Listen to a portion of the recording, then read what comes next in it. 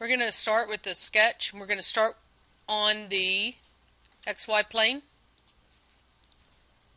And since I've lost all my parameters whenever I reset this, I have to redo that again. You guys shouldn't.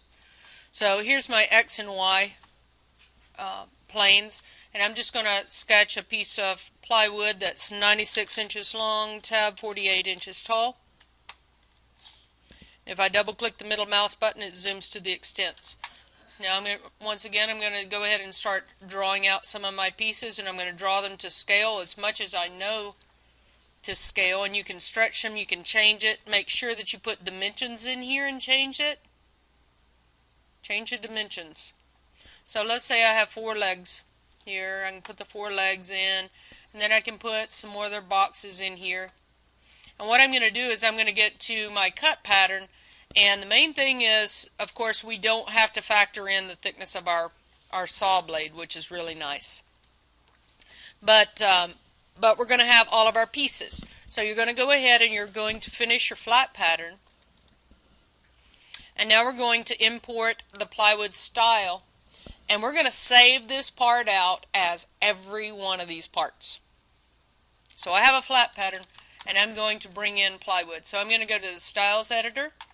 Under the S drive, I'm going to say Import.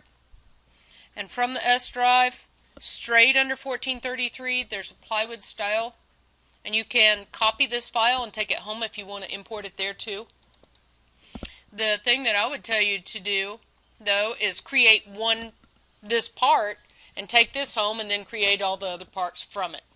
You can file, save as every part. That's right. So I just applied it, and then I would save it. I could save it as plywood. And now if I go to 3D model and I extrude this piece, hopefully they break apart. If they don't break apart, you may have to go back and re-sketch another rectangle right on top. Make sure that you extrude it 3/4 of an inch or whatever your plywood thickness is. And now let's see, it doesn't look like it has applied the material. I've imported it, but now I'm going to go to Tools, and I'm going to search for plywood, and it should have listed it for me.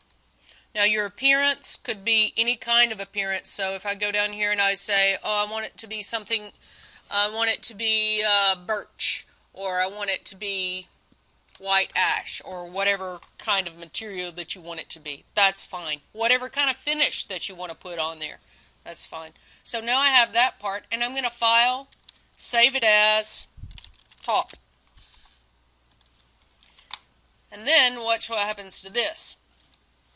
If I go into here and I edit this feature, and I say that, okay, let's say that I want to change my profile to this one, and let's file save that as something else.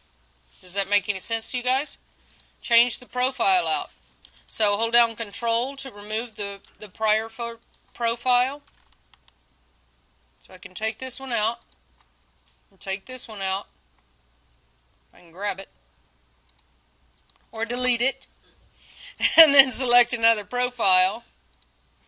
Then I could save this one as leg. So I just delete this one. And whenever you delete that one, don't delete the consume sketch, because that's your flat pattern. Then I could just go and extrude leg. And then I'm going to save that as leg. So do you see how that works?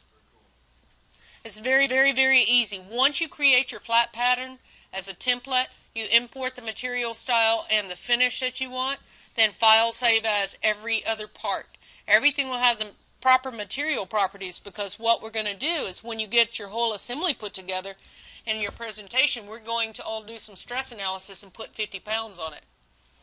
And if you want to, we can do some stress analysis and put your weight on your chair and see if it will make it. So that's the fun part of it. And that's really the importance of putting a material property in a part, is stress analysis.